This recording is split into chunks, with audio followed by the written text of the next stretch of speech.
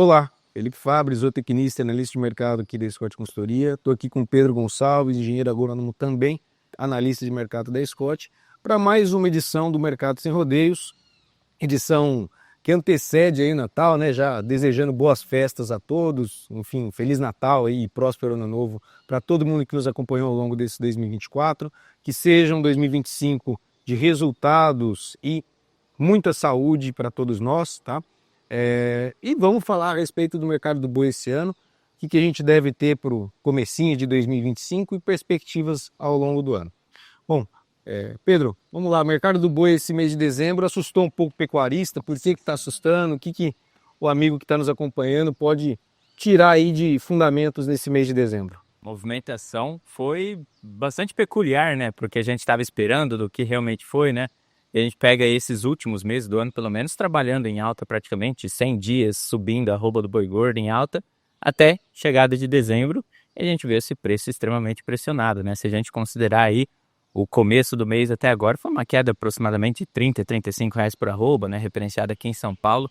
Hoje a negociação fica aí 312, né? Alguma coisa 315, alguma coisa 310, nessa faixa aí. Em relação ao preço boi comum, também o boi China, dependendo da unidade frigorífica que acaba comercializando, mas veio muito por causa de um mercado bastante parado, né? A unidade frigorífica alongou as escalas, ficou um pouco mais confortável em relação à compra, por causa do escoamento de carne, ó. Bem estocado as unidades, aquela carne não saía, preço muito alto, acabou subindo para o consumidor também, que o poder de compra do brasileiro tá dando aquelas pedaladas, né? Por mais que o final de ano seja positivo, questão dos empregos, desemprego em baixa, tudo, mas afetou, hein? Chegou até um impacto e aí esse escoamento ficou um pouco mais devagar. E aí essa tendência de compra pro lado do pecuarista acabou afetando positivamente por questão da chuva, né?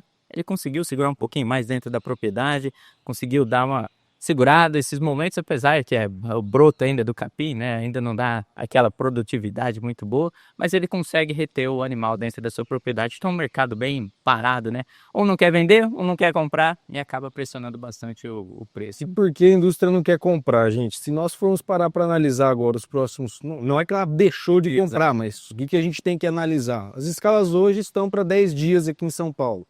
O Pedro citou a queda em dezembro, no acumulado do começo do mês para cá, foi de 11%, quase R$ 40 de arroba a menos, frente aos 350 da entrada do mês. Mas a indústria, com esses preços ali na virada de mês, acabou comprando bem, conseguiu se posicionar com relação às suas escalas, só que a margem ficou muito apertada. A margem, olhando para o mercado interno, ela ficou muito achatada. Pensando em exportação, nós estamos com um desempenho médio diário mais comedido frente aos meses anteriores. É um desempenho médio diário muito bom, 9 mil toneladas dia, mas quando a gente pega o novembro, por exemplo, a gente trabalhou com 12 mil toneladas dia. Dezembro do ano passado, 10,5 mil toneladas por dia. Então, está sendo aí um dezembro um pouco mais moroso no aspecto de mercado externo, tá? Bom ainda, um ritmo interessante, mas isso acabou afetando a questão de margem das indústrias. E pensando em mercado interno, que costuma ter um peso mais forte agora, com os preços que o produtor, que a indústria pagou na arroba do boi gordo até meados de novembro, a margem achatou demais, assim, não houve como prosseguir para compras, pensando nas boiadas que virão aí, talvez agora nos próximos dias para o abate. E aí, quando a gente olha os próximos dias de abate, Natal numa quarta-feira, Ano Novo numa quarta-feira, não vai colocar boiada para ser abatida na terça-feira, porque o pessoal vai estar já em época de festividade, muita indústria já parada. Então, nesse sentido, as escalas elas estão para 10 dias, mas com uma programação diferente do que seria. Não são semanas cheias com relação ao abate. A indústria não tem essa necessidade. Do lado do pecuarista também não há necessidade de venda tão pesada, então não há até o interesse, porque o pecuarista agora, pensando até numa questão fiscal, a boiada vendida nesse dezembro, ela acaba ainda sendo considerada por um imposto de 2025, enfim, o imposto de renda de 2024 vai ser pago no ano que vem. Então tudo isso acabou afetando o mercado, que está com uma liquidez menor, há menos negócios acontecendo e esses negócios estão ocorrendo numa referência hoje mais baixa.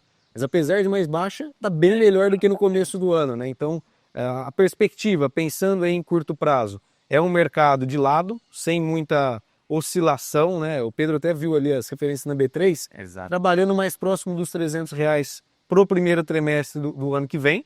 E o que vai acabar direcionando isso vai acontecer mesmo ou não? Descarte de fêmeas. Tá? Descarte de fêmeas. Esse ano ele está sendo ainda um ano de muitas fêmeas indo para o abate. Geralmente é a maior concentração do descarte no primeiro tri e segundo tri de cada ano. E aí a gente vai ter que acompanhar, a partir da virada, o que deve acontecer com essa oferta de fêmeas, para aí sim dizer, olha, o mercado não vai se sustentar nos R$300, ele deve ceder, enfim. Mas a perspectiva é de uma virada, pelo menos, acima dessa referência dos 300 para a base de São Paulo, uma referência bem mais interessante do que no começo do ano e boas perspectivas para a temporada de 2025, né? Exatamente. Quando o Felipe fala aí desse começo, né, de 2025 a 300, se a gente for comparar, o começo desse ano foi 220, 225, ou seja, R$100 na arroba mais aí em comparação anual, né? Então, cenário bastante positivo. E o começo do ano de 2025 deve ter a exportação ditando um pouco as regras. Exato. A questão ali o consumo interno é um pouco afetado, a questão dos impostos, tudo que vem acontecendo no começo do ano é bem mais parado a questão do consumo interno. E a exportação deve ditar as regras. E que vem com um cenário positivo, né? A gente tem os Estados Unidos ainda que deve continuar comprando bastante, principalmente da janela, aproveitando as cotas deles que tem participação brasileira aí muito alta para o começo do ano. E também agora a União Europeia, né, com esse acordo do Mercosul, que deve dar aquela movimentada meio diferente para o que a gente está vendo, como que vai ser isso, se eles vão colocar mais algumas imposições, a questão toda do EUDR, né, que seria um regulatório de deflorestagem, né, que eles têm dentro do bloco deles, como que seria o impacto disso para as nossas exportações. Vamos ver, né, os parlamentares franceses principalmente estão muito movimentados com relação a isso, né, porque afeta bastante a questão da cadeia produtiva deles. Mas 2025, pelo que a gente vê do mercado futuro, deve começar bem mais positivo do que começou 2024. E levando em consideração a exportação, só para a gente fechar a nossa fala, o que pode ser uma síntese do que 2025 talvez tenha a trazer para o mercado do boi? Há muitas oportunidades pensando em mercado externo, a gente está com um cenário de possibilidade de aumento de exportação. O Departamento de Agricultura dos Estados Unidos estima uma alta de 0,7% no volume total embarcado pelo Brasil para 2025. Se a gente for considerar que é um crescimento em cima de um ano de recorde de exportação, então devemos ter aí 2025 um novo recorde para a exportação de carne bovina. Aí pensando em demanda interna, esse vai ser o grande dilema para a demanda interna. A gente está vendo uma série de problemas relacionados à questão fiscal aqui no Brasil. Nós tivemos a injeção na economia, querendo ou não, de medidas que acabaram aquecendo ela com relação a crescimento de PIB, geração de emprego, só que a gente está vendo um dólar hoje disparando a 6,20, pegando essa referência, deve ser a entrada de dólar para 2025. Se ele se manter nesse patamar, ótimo para exportação, mas mercado interno a gente passa a ter um aumento de custo de produção, um aumento muito provavelmente do custo para o consumidor, a inflação deve crescer, então isso tudo acaba afetando o mercado interno e essa vai ser a grande dúvida para o mercado pecuário em 2025. Como o mercado doméstico vai se comportar. Do lado da oferta, talvez a gente venha com um mercado um pouco menos ofertado, já refletindo talvez um maior ímpeto do criador em segurar matrizes nessa virada de estação de monta 24 para começo de 25.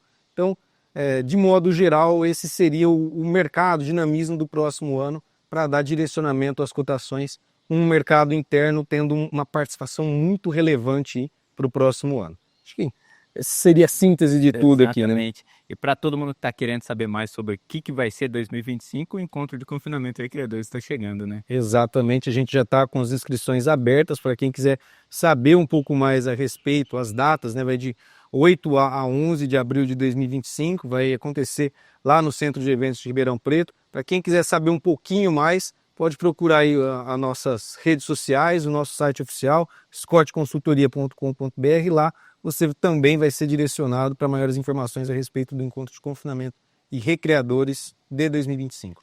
Esperamos todos vocês lá. Caso não conversemos até o próximo episódio ou até o ano que vem, boas festas, saúde e bons negócios a todos que estão nos acompanhando. Um bom fim de ano a todo mundo que está nos acompanhando, né? Forte abraço, até a próxima. Até a próxima.